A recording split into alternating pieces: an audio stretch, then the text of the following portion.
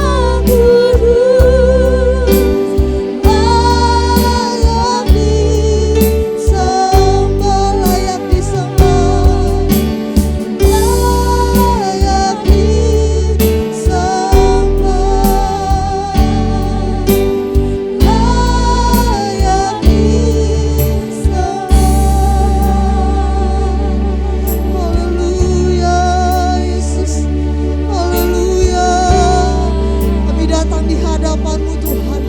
Kami sujud menyembah di hadapan-Mu Tuhan. Haleluya Yesus.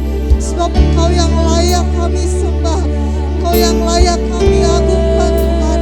Sungguh besar kasih setia-Mu dalam kehidupan kami. Begitu ajaiblah karya-Mu dalam kehidupan kami Tuhan. Haleluya Yesus. Terima kasih Yesus. Haleluya, haleluya Yesus. Haleluya, haleluya Yesus. Haleluya, haleluya Yesus. Glory, glory bagi-Mu Yesus. Ajaib, ajaib Engkau Tuhan. Haleluya, haleluya. Haleluya, haleluya. Engkau sungguh baik, Engkau Allah yang baik di hadapan-Mu.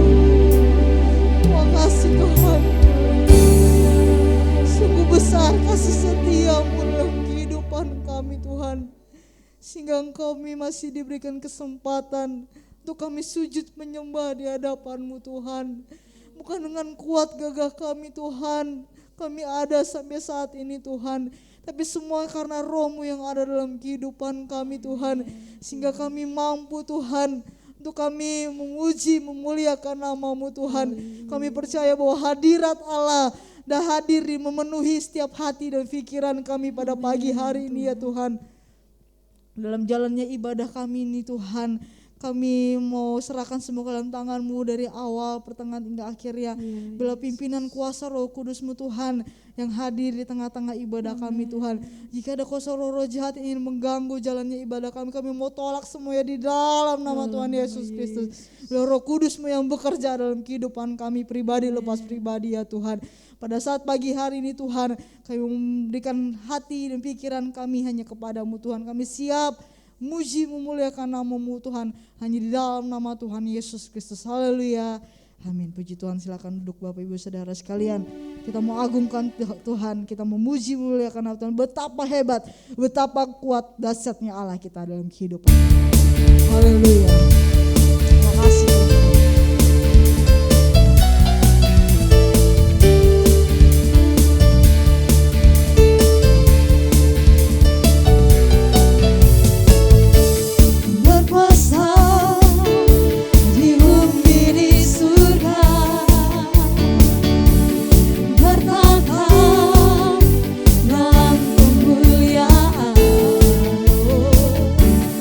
Dialah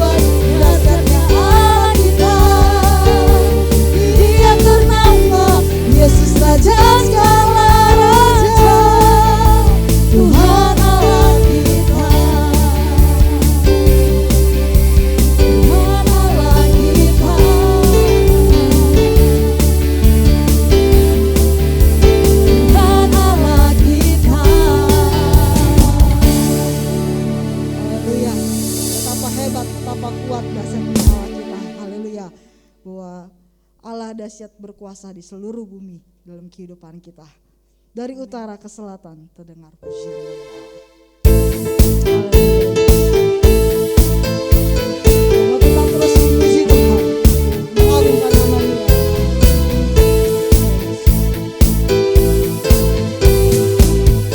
Dari utara ke selatan terdengar pujian bagi Allah.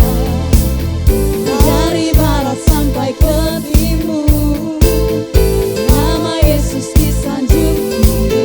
Dari pulau-pulau, lembah-lembah, gunung-gunung yang tinggi, kemuliaannya disaksikan, kebesarannya diceritakan. Yesus, Yesus, nama Yesus disanjung tinggi. Dari pulau-pulau, lembah-lembah, gunung-gunung yang tinggi, dari utara ke selatan terdengar pujian bagi Allah. Dari barat sampai ke timur nama Yesus disanjung tinggi. Dari pulau-pulau, lembah-lembah, gunung-gunung yang tinggi, kemuliaannya disaksikan, kebesarannya diceritakan. Yesus, Yesus, nama Yesus disanjung tinggi. Dari pulau-pulau, lembah-lembah, gunung-gunung yang tinggi, Allahku dahsyat berkuasa, seluruh bumi sujud menyembah, tinggikan nama-Mu. Allahku dahsyat berkuasa, seluruh bumi sujud menyembah, tinggikan nama-Mu. Allahku dahsyat berkuasa, seluruh bumi sujud menyembah, tinggikan nama-Mu. Allahku dahsyat berkuasa, seluruh bumi sujud menyembah, tinggikan nama-Mu. Allahku dahsyat berkuasa, seluruh bumi sujud menyembah, tinggikan nama-Mu.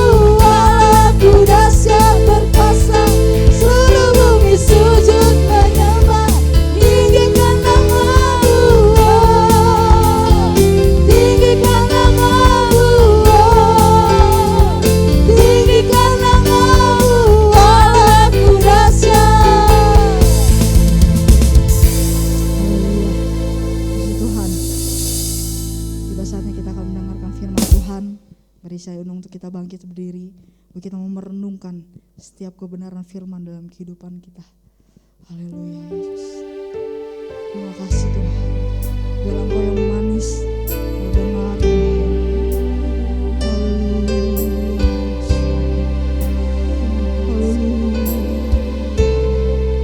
Terima kasih Tuhan. Terima kasih Yesus. Engkau baik.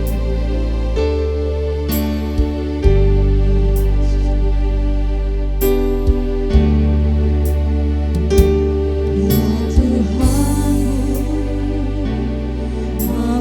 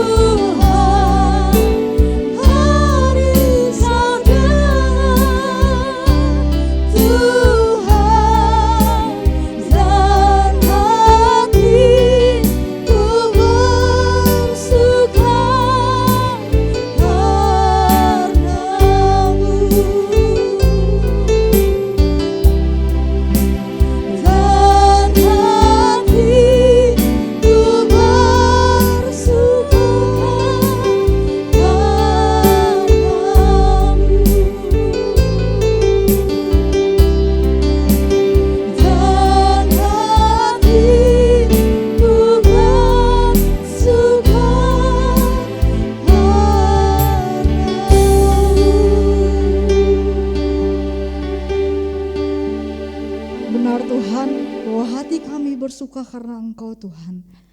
Karena itu kami perlu firman-Mu dalam kehidupan kami. Supaya kami semakin hari kami mengerti apa yang menjadi kehendak-Mu dalam kehidupan kami Tuhan. Berfirmanlah Engkau dalam kehidupan kami. Engkau yang berkati hamba-Mu ya Tuhan, yang akan menyampaikan kebenaran firman-Mu. Sembunyikan hamba-Mu di belakang salib-Mu Tuhan. Bila hanya Engkau saja yang berkata-kata dalam kehidupannya ya Bapa. Bila Engkau pakai hamba-Mu ini Tuhan secara luar biasa ya Bapa.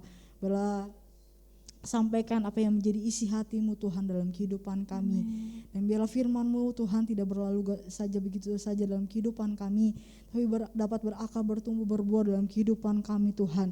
Kami pakai semua untuk hormat kemuliaan nama-Mu Tuhan. Jadikan kami sebagai pelaku-pelaku kebenaran firman-Mu Tuhan. Pada saat pagi hari ini Tuhan, kami mau siapkan hati kami untuk mendengarkan firman-Mu hanya dalam nama Tuhan Yesus Kristus. Haleluya. Amin. Puji Tuhan, saya serahkan pada Ibu Gembala, Pendeta Febe.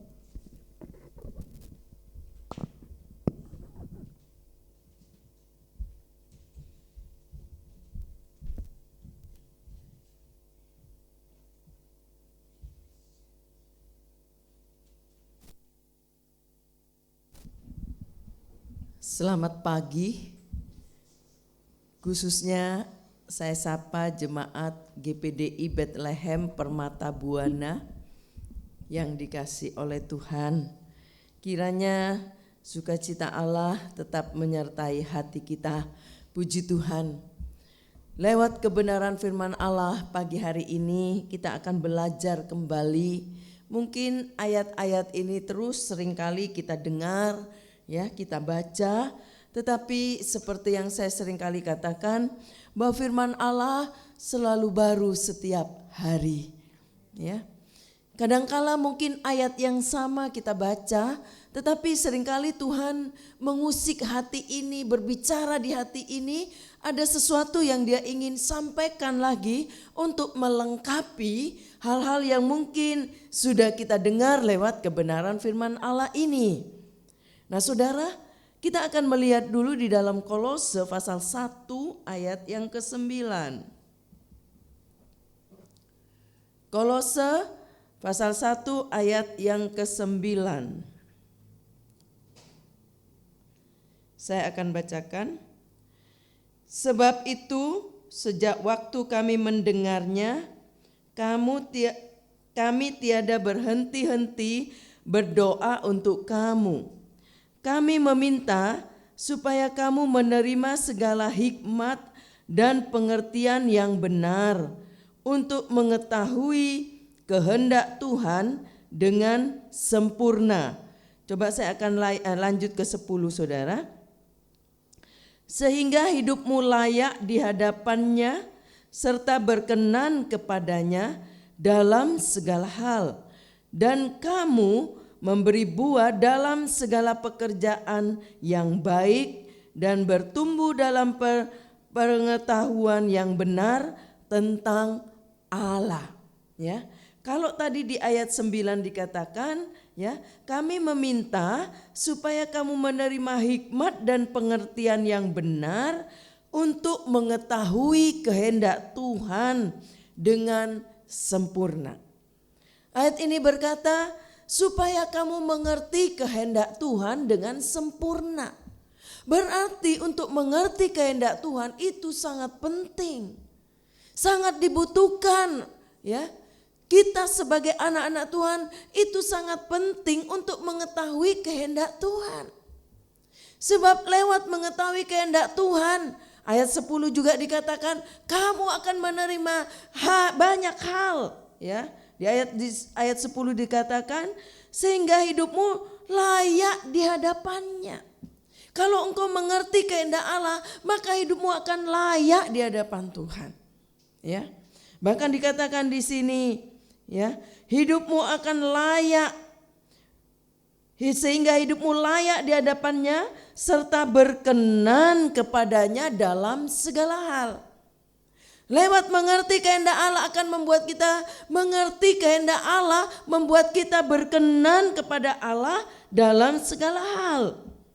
Dan kamu bisa memberi buah, dikatakan di sini. Memberi buah dalam segala pekerjaan yang baik dan bertumbuh dalam pengetahuan yang benar tentang Allah. Jadi lewat mengerti kehendak Allah, ini akan membuat kita makin dikatakan di sini ya, dapat menghasilkan buah yang baik. Haleluya. Nah, saudara dikasih oleh Tuhan, seringkali banyak orang Kristen atau anak-anak Tuhan bingung melangkah karena tidak mengerti kehendak Allah. Ya, seolah-olah dengan alasan aku karena tidak mengerti kehendak Allah, sehingga menunggu sampai Allah berbicara baru mau melangkah, baru mau melakukan sesuatu. Tidaklah demikian, saudara. Ya, kita tidak perlu menunggu kapan Tuhan bicara nih kehendaknya baru kita mau melangkah. Kalau tidak mendengar suara Allah berbicara ya menjadi kehendaknya lalu kita tidak mau melangkah. Tidaklah demikian ya. Tidak mungkin Allah selalu berteriak di telinga kita, ini loh kehendakku ya. Lalu dengar suara Allah berteriak. Nah, saudara, tetapi ada hal yang kita perlu mengerti dari kebenaran firman Allah, bahwa tidak selalu demikian Allah berteriak di telinga kita. Tetapi kita bisa mengerti lewat kebenaran firman Allah, apa itu kehendak Allah. Ya. Sehingga kita tidak perlu ragu-ragu dalam bertindak, dalam melakukan sesuatu, ya, kalau itu adalah kehendak Allah. Misalnya salah satu kita melihat dulu dalam kebenaran firman Allah, Roma pasal 12. Roma 12 ayat 2. Roma 12 ayat 2.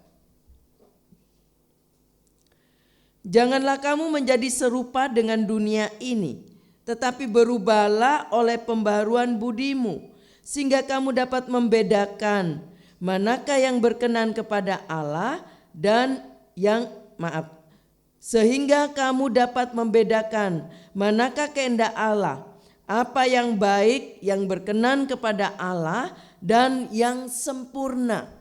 Ayat ini menuntun saya dan saudara untuk mengerti bahwa itu kehendak Allah atau tidak. Kita punya satu ukuran lewat kebenaran firman Allah, bahwa segala sesuatu yang wajar, saudara, ya, segala sesuatu yang wajar baik bagi kita ya dan berkenan kepada Tuhan, itu adalah kehendak Tuhan ya. Jadi yang wajar, segala sesuatu yang baik ya, yang saudara bisa tahu, bisa menimbang, oh itu baik kok. Masa melakukan sesuatu menolong orang lain itu jahat, menolong orang lain itu salah? Baik bukan? Sesuatu yang wajar. Menolong orang lain, membimbing orang lain ya, menguatkan iman seseorang, menyampaikan ya berita-berita firman Allah kepada seseorang sehingga menguatkan hatinya, bukankah itu sesuatu yang wajar, yang baik? Pasti itu berkenan kepada Tuhan, ya. Pasti itu menyenangkan hati Tuhan. Hal yang baik bagi Tuhan itu adalah kehendak Tuhan. Misalnya kita tahu, ya, orang itu perlu diteguhkan, orang itu perlu dikuatkan, kita bisa melakukannya, lakukanlah, itu wajar. Haleluya. Ya. Jadi jangan tunggu Tuhan berteriak di telinga kita, ya, lalu menyampaikan bahwa inilah kehendak aku, ya. Sesuatu yang wajar untuk kita lakukan yang berkenan kepada Tuhan, ya, yang menyenangkan hati Tuhan, lakukanlah itu. Maka itu akan menyenangkan hati Tuhan. Itu adalah kehendak Allah, ya. Kita melihat lagi di dalam 1 Tesalonika. 1 Tesalonika pasal yang keempat, ayat yang ketiga. Pasal 4 ayat yang ketiga. Karena inilah kehendak Allah, pengudusanmu, yaitu supaya kamu menjauhi percabulan. Jadi enggak usah tunggu Allah berteriak kepada kita, ya. Terus Allah berteriak di telinga ini mengatakan kamu harus suci, enggak boleh, itu harus kudus dan sebagainya. Jadi adalah kehendak Allah dikatakan di sini ditandai dengan kekudusan atau kesucian. Selama yang kita lakukan itu kudus, selama kita melakukan kesucian itu berkenan kepada Allah. Ya. Berkenan kepada Allah. Di sini dikatakan adalah kehendak Allah dalam pengudusanmu. Jangan kamu hidup dalam percabulan, itu kehendak Allah. Lakukan itu. Selama kita kudus, terus menguduskan diri. Tidak melakukan hal yang tidak dalam kesucian atau dalam percabulan dan sebagainya. Ya. Jadi itulah ukuran standar yang kita harus lakukan untuk mengerti kehendak Allah. Haleluya. Ya. Ada orang berkata demikian. Itu kehendak Allah. Saya menikah dengan istrinya orang lain. Itu kehendak Allah, menikah dengan suaminya orang lain. Ya, tunggu dulu. Kehendak Allah itu diwarnai, tadi saya katakan, ditandai dengan kesucian. Tidak melakukan hal di luar kesucian. Haleluya. Mengambil suami orang, mengambil istri orang bukan kesucian. Firman Allah berkata, ya, biarlah engkau hidup bersama suami istri, ya, nikmati bersama di dalam kesucian suami istri. Bukan di luar itu, ya. Apa yang dipersatukan Allah tidak boleh diceraikan oleh manusia. Maksudnya hidup dalam kesucian, kekudusan. Nah, itu adalah kehendak Allah yang kita mengerti. Enggak perlu nunggu Allah berteriak, Allah belum berteriak kok. Kalau Allah berteriak baru saya mau hidup dalam kesucian, ya. Nah, saudara yang dikasih oleh Tuhan, mari kita lihat juga dalam Matius pasal 26. Jadi kita perlu mengerti kehendak Allah, apa kehendak Allah, ya, dalam segala sesuatu yang wajar. Matius pasal 26 ayat 41.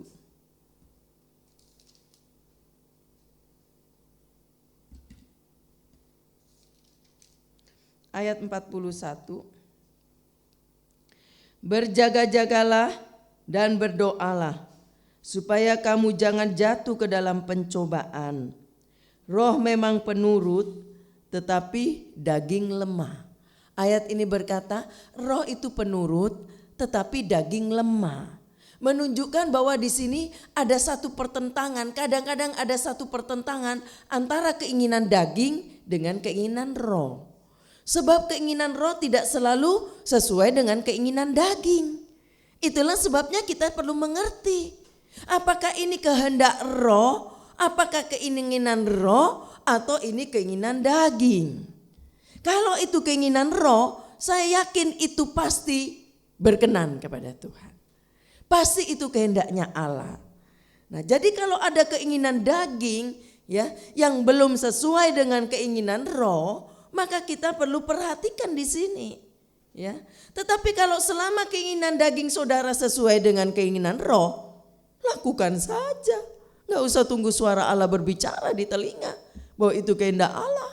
Itu pasti kehendak Allah. Haleluya. Tetapi kita perlu mawas diri, perlu berhati-hati di sini, sebab keinginan roh itu bertentangan dengan keinginan daging. Ya, ada satu ayat katakan, ya, bahwa roh berkehendak tetapi daging lemah, dikatakan ayat tadi, ya, berbeda dengan keinginan roh. Nah, saudara dikasih oleh Tuhan, jadi keinginan daging selalu keinginan hawa nafsu itu bertentangan dengan keinginan roh. Ya, seringkali keinginan hawa nafsu ini, ya, kalau kita tidak berkaca, tidak memiliki satu ukuran roh, maka kita akan salah di situ, ya. Kalau kita mengingini hawa nafsu, sebab bertentangan dengan keinginan roh. Lalu Roma 14 ayat yang ke-23.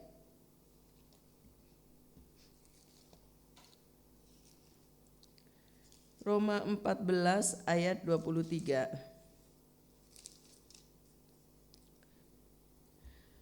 Tetapi barang siapa yang bimbang kalau ia makan, ia telah dihukum, karena ia tidak melakukannya berdasarkan iman.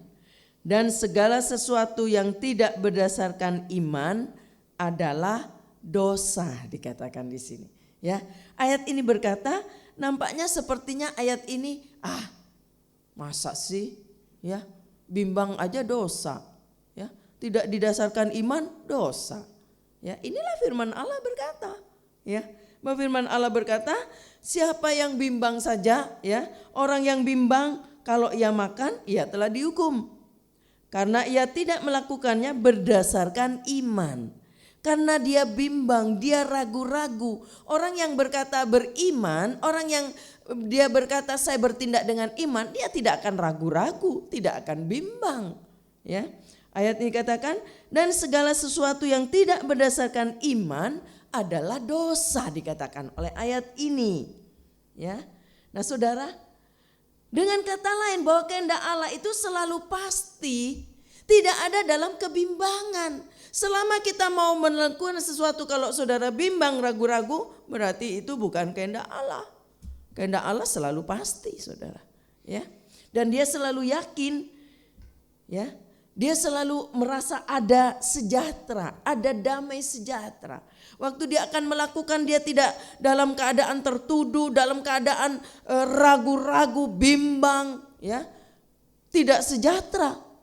Tetapi pasti akan disertai dengan hati damai sejahtera. Amin.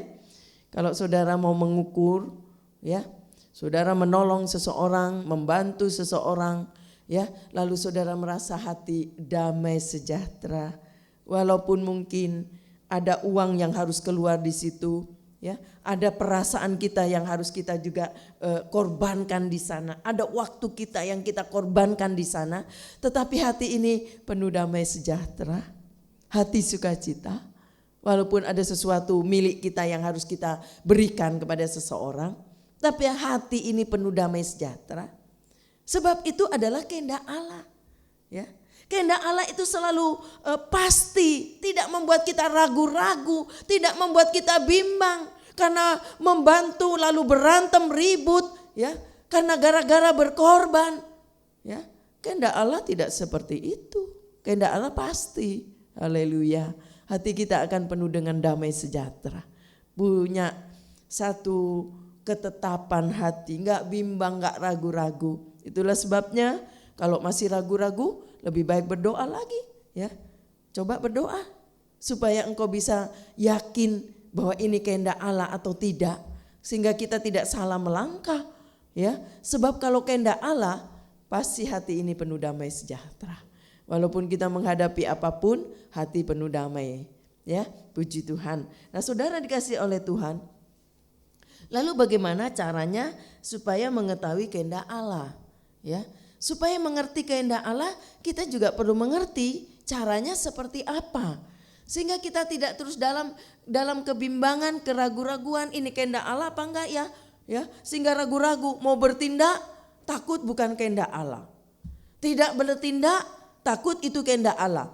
Lama-lama enggak melakukan apa-apa, cuma bimbang, cuma bingung, cuma ragu-ragu. Nggak tahu iya apa enggak, jadi cuma nunggu aja sampai telinga kita dengar suara Allah berteriak memberitahu itu kehendak Allah. Ya, saudara, berapa banyak kesempatan yang kita buang di situ, ya, sebenarnya itu adalah kehendak Allah, lalu kita tidak lakukan, ya. Waktu kita buang di situ, kesempatan kita buang di sana, ya, kesempatan yang tadinya Tuhan sudah siapkan buat kita sudah berlalu, berbeda lagi kesempatannya. Itulah sebabnya kita juga perlu mengerti cara mengetahui kehendak Allah. Supaya kita tidak membuang kesempatan, setiap kali kesempatan yang Allah berikan bahwa itu kehendak Allah, tapi kita tidak lakukan karena kita tidak mengerti. Nah, coba kita kembali kepada Roma tadi, ayat emas kita. Roma 12 ayat 2. Roma 12 ayat 2. Yang kita tadi baca ya, maaf, Roma 12 ayat 2.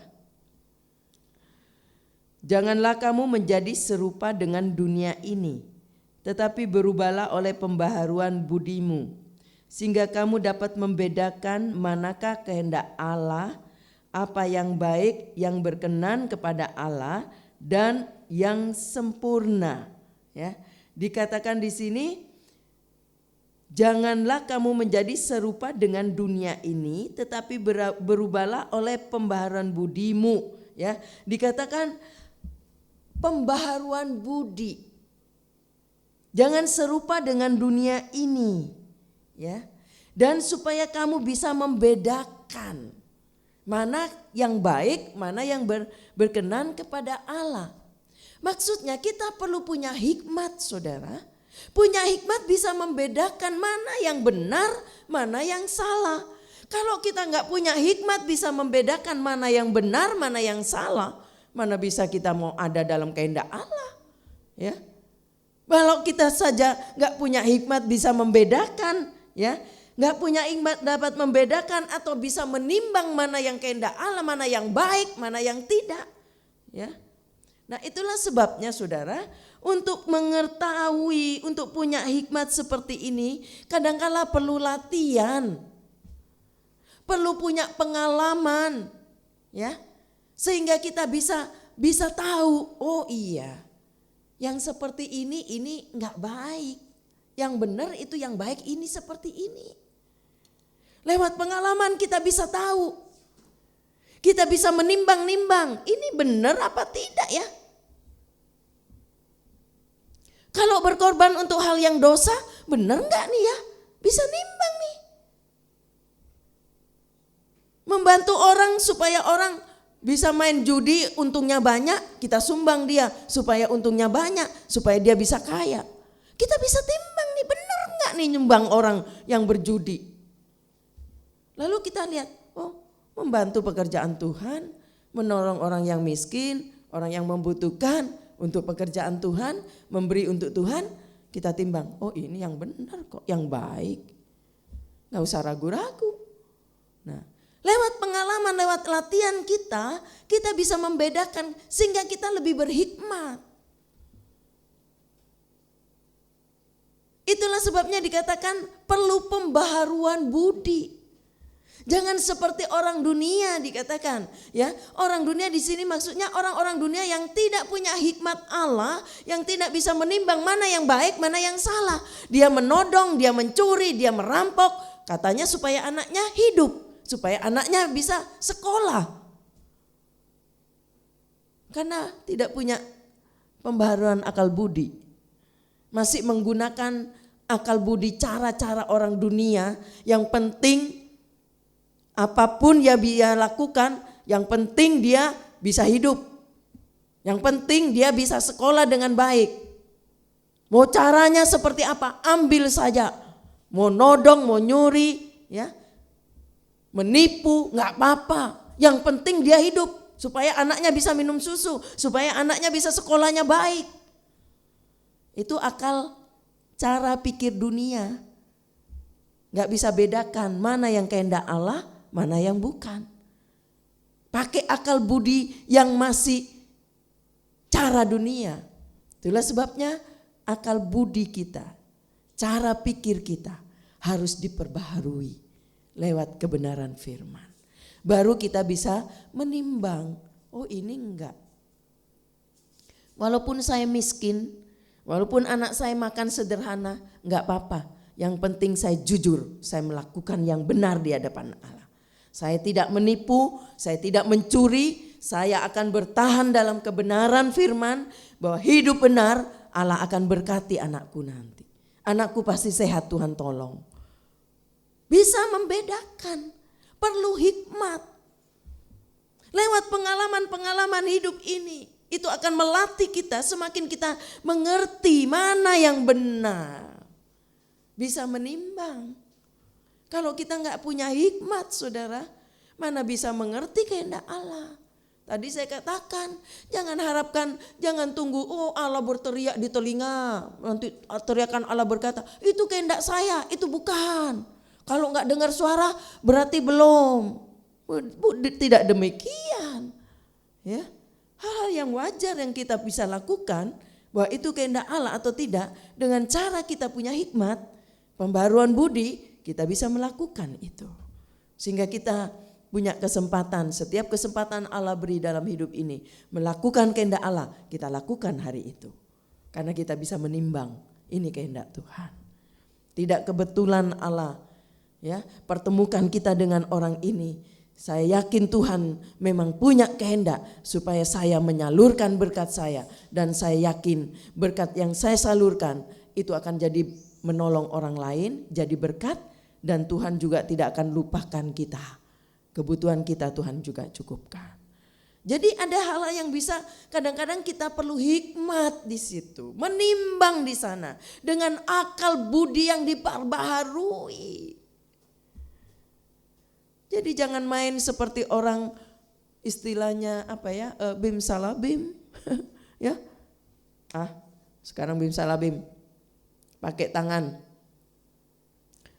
Kalau ini sebelah kiri ini bilang benar, udah yang ini terbuka berarti, yang ini enggak. Bim salah bim. Ini enggak usah lakukan. Enggak usah nolong orang lain. Lalu bim salah bim lagi. Yang ini, melakukan atau enggak? Bukan demikian. Itu gambling saudara, ya. Kayak orang main judi. Spekulasi. Dapat apa enggak? Dapat apa enggak? Benar apa enggak? Bukan begitu. Kalau selama kita main peta apa istilahnya bim salah bim begitu, ya. Lalu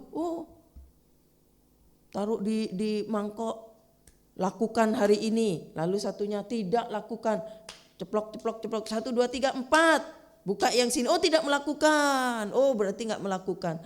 Bukan demikian, tapi perlu hikmat, perlu latihan, perlu pengalaman, perlu perbaharuan akal budi, supaya akal budi ini yang sudah diperbarui tidak pakai cara-cara duniawi lagi.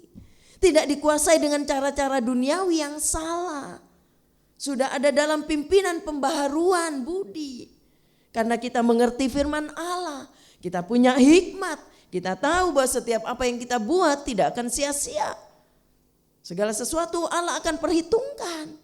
Sehingga kita tidak main asal coba-coba, tetapi mengerti, punya hikmat. Lalu hal yang kedua kita lihat dalam Yesaya 34.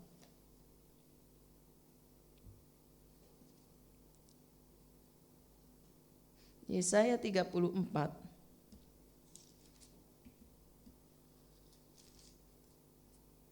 Ayat yang ke-16. 34 ayat 16.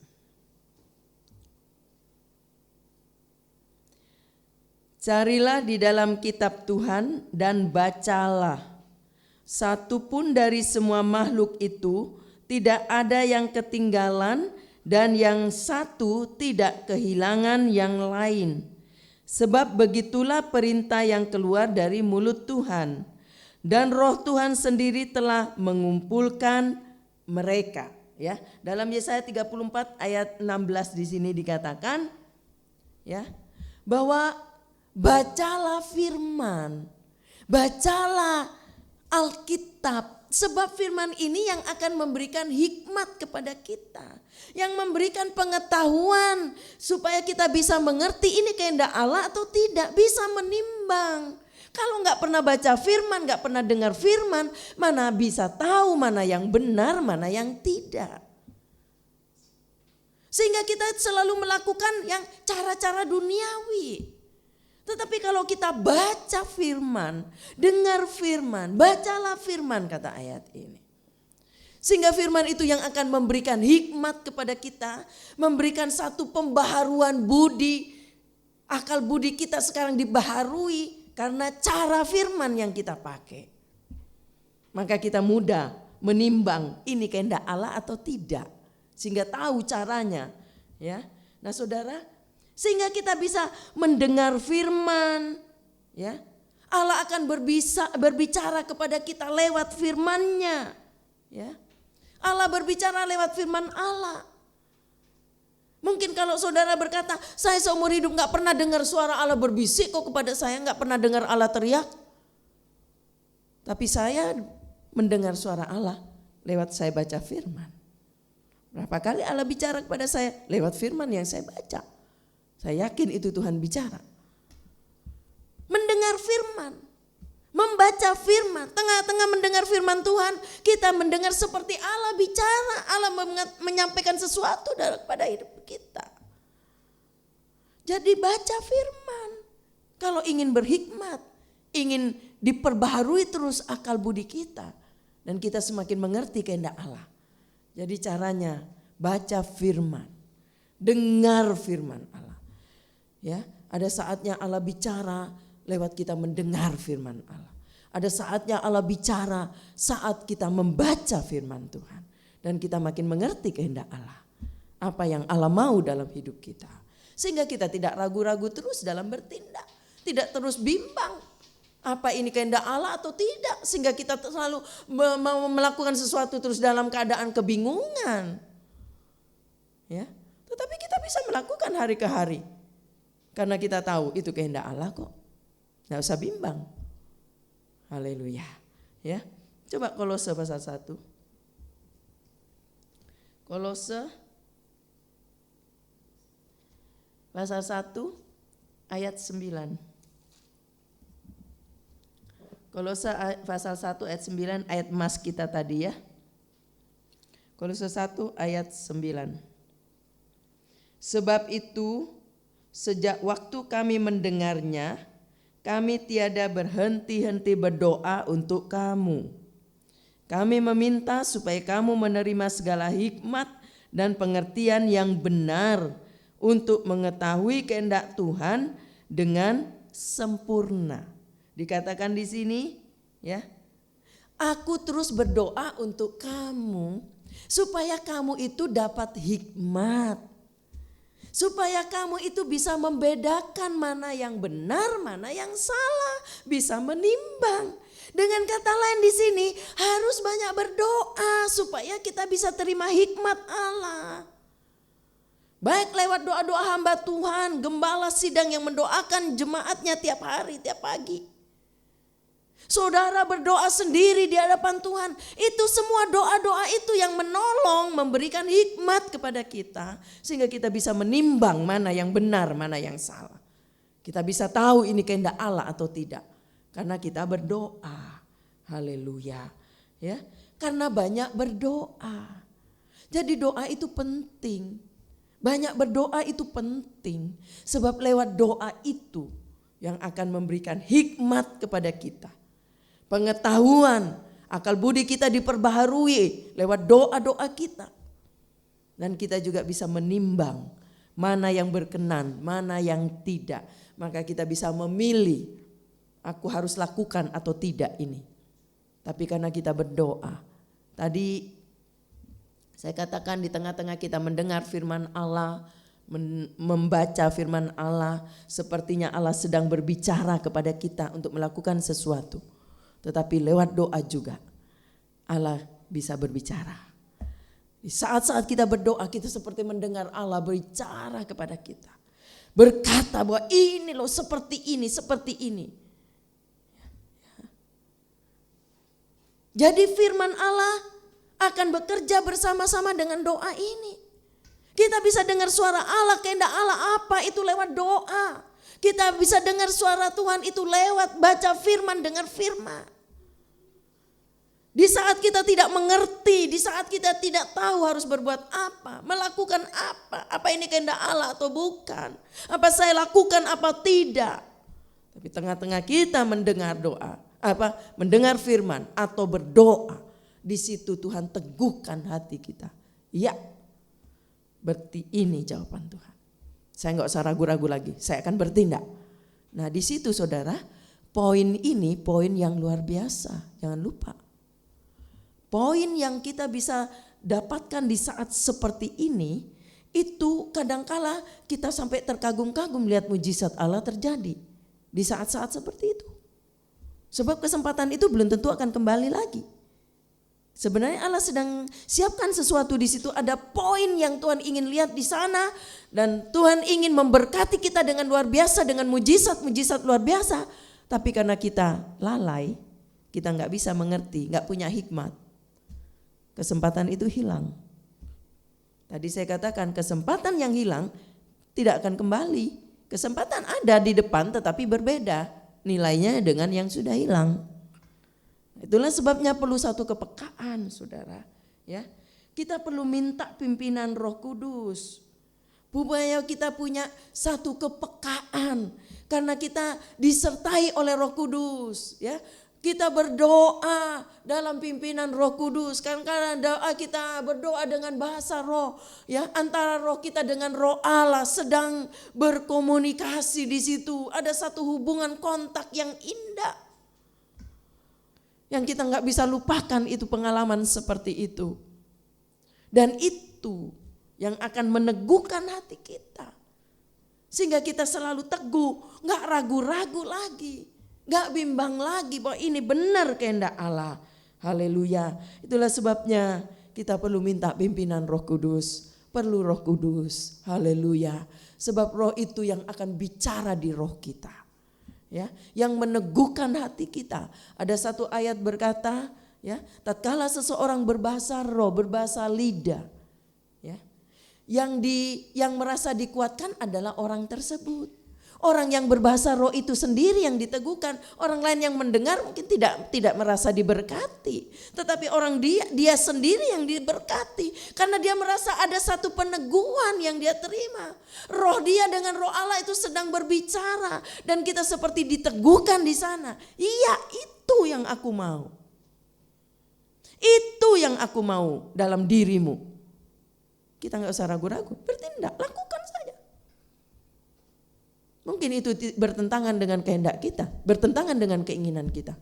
Tapi kalau itu kehendak Tuhan, lakukan. Di situ ada poin yang besar, ada mujizat yang besar di situ. Dan pengalaman itu belum tentu terulang kembali. Jangan sampai hilang poin itu. Kesempatan itu jangan sampai hilang. Coba kita lihat sebagai ayat terakhir Roma pasal yang ke-8. Ayat 26 sampai 27. Roma 8 ayat 26 sampai 27.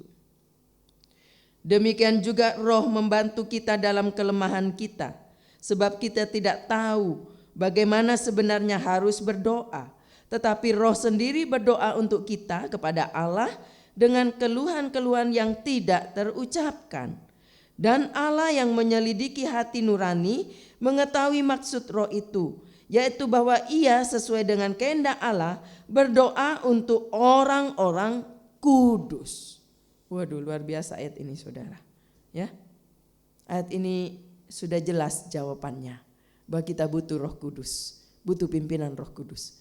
Sebab ayat ini katakan di ayat 26, demikian juga roh membantu kita dalam kelemahan-kelemahan kita.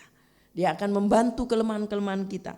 Bahkan dikatakan sebab kita tidak tahu bagaimana sebenarnya harus berdoa. Kadang-kadang kita nggak tahu nih mau doa seperti apa, tetapi Roh Kudus menolong. Ya, dan di sini dikatakan, tetapi roh sendiri berdoa untuk kita kepada Allah dengan keluhan-keluhan yang tak terucapkan. Ya, roh dengan roh Allah sedang kontak. Ada keluhan-keluhan yang tak terucapkan di situ. Dan Allah menyelidiki hati nurani, ayat 21. Mengetahui maksud roh ini, yaitu bahwa ia sesuai dengan kehendak Allah berdoa untuk orang-orang kudus. Haleluya. Puji Tuhan. Perlu minta pimpinan Roh Kudus untuk bisa mengerti kehendak Allah selalu. Kalau dia menuntun hidup kita, maka kita gak perlu ragu-ragu bertindak. Ini kehendak Allah atau bukan, kita bisa tahu, bisa membedakan. Punya roh bisa menimbang, ini roh Allah atau bukan.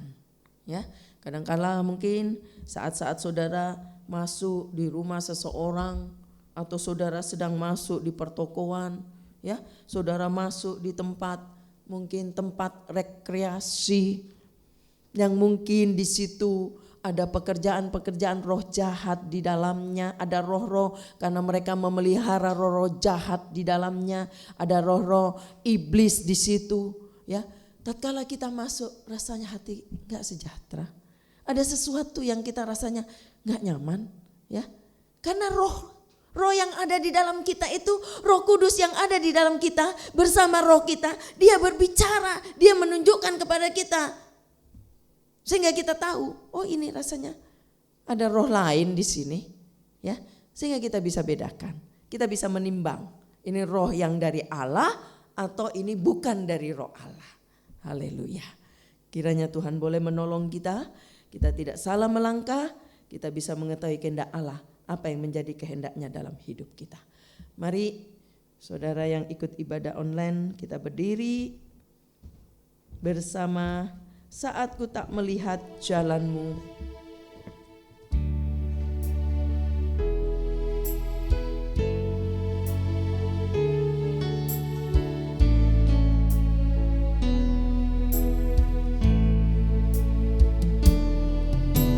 Saat ku tak melihat jalanmu, saat ku tak mengerti rencanamu, tetap ku pegang janjimu, pengharapanku hanya padamu. Saat ku tak melihat jalanmu, saat ku tak mengerti rencanamu, namun tetap ku pegang janjimu, pengharapanku hanya padamu. Hatiku percaya,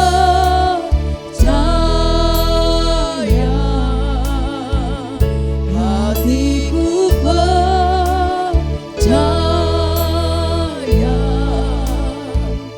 hatiku percaya, selalu ku hatiku percaya, haleluya.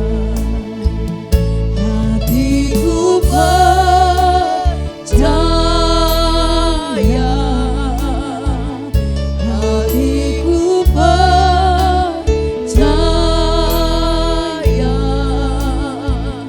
hatiku percaya,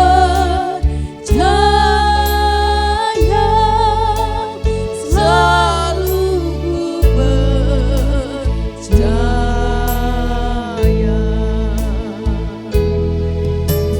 Saat ku tak melihat jalanmu, saat ku tak mengerti rencanamu,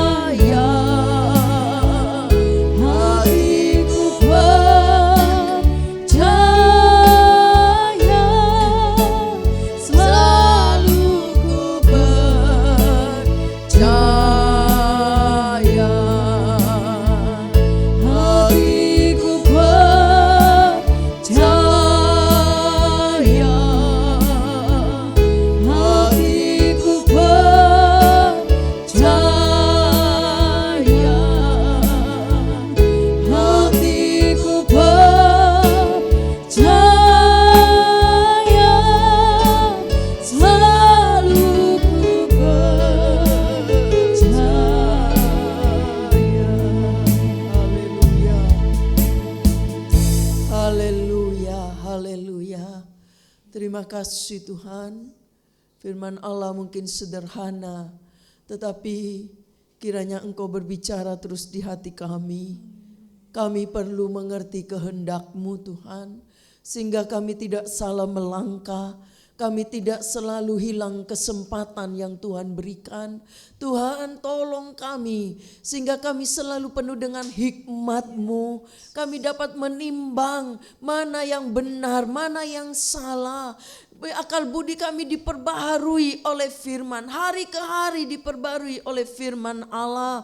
Lewat doa-doa yang dinaikkan kepada Tuhan, makin membawa kita semakin dekat, semakin mengerti kehendak Allah. Kami butuh firman Allah, kami butuh Roh Kudus menuntun hidup kami. Kami perlu Roh-Mu Tuhan. Terima kasih Bapa yang baik, berkati setiap umat-Mu yang sudah menerima kebenaran firman Allah, yang sudah ada dalam hadirat Allah dalam ibadah ini. Berkati mereka semua. Engkau tahu keadaan mereka masing-masing. Kalau ada yang sedang sakit, terganggu kesehatannya, kami berdoa dalam nama Yesus. Jamak, berikan kesehatan Tuhan. Engkau jamak dari segala penyakit apapun di dalam nama Yesus. Kalau ada yang kesukaran keuangan, masalah usaha pekerjaan yang terhambat, ada orang-orang yang mungkin merugikan, ada hal-hal yang mungkin, oh Tuhan, orang-orang yang mencuri, apapun dalam nama Yesus. Tuhan tolong, Tuhan buka jalan, Tuhan kiranya pulihkan keadaannya kembali. Keadaan mungkin usaha yang mati Engkau pulihkan, rumah tangga yang mati Engkau pulihkan di dalam nama Yesus. Sehingga rumah tangga mereka menjadi rumah tangga yang hidup kembali. Karena ada kasih Kristus, ada kasih yang mengikat di dalamnya, di dalam nama Yesus. Keluarga-keluarga yang merindukan keturunan, Tuhan tolong, Tuhan berkati, biarlah kandungan mereka diberkati Tuhan. Keturunan yang datang dari Tuhan, Tuhan berikan bagi mereka yang tetap berharap kepada Tuhan. Terima kasih Bapa yang baik.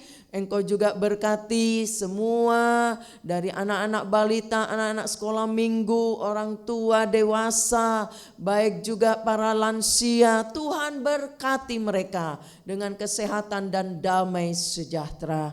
Terima kasih Tuhan, kami titipkan juga bangsa dan negara kami. Ketenangan, keamanan, Bapak Presiden, Wakil dan seluruh aparat negara, mampukan, sanggupkan mereka bertugas dalam tugas yang berat ini. Terima kasih Tuhan.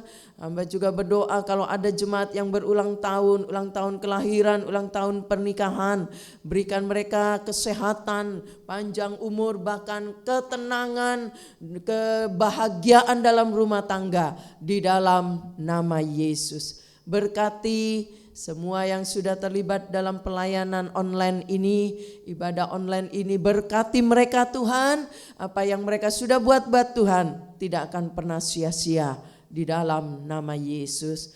Tangan-tangan yang sudah memberi untuk kas gereja, para donatur gereja, mereka-mereka yang mengembalikan milik Allah perpuluhan, apa saja yang mereka sudah buat, kami yakin Tuhan bagi yang percaya akan melihat bahwa Allah akan membuka tingkap langit, memberkati kita semua di dalam nama Yesus. Terima kasih Tuhan, terima kasih. Berkati para tetangga kami di sebelah muka belakang dan sekitarnya komplek Permata Buana ini, bersama Bapak RT, Bapak Lurah, Bapak Camat, bahkan Tuhan Engkau berkati mereka semua yang ada di sekitar kami. Di dalam nama Yesus.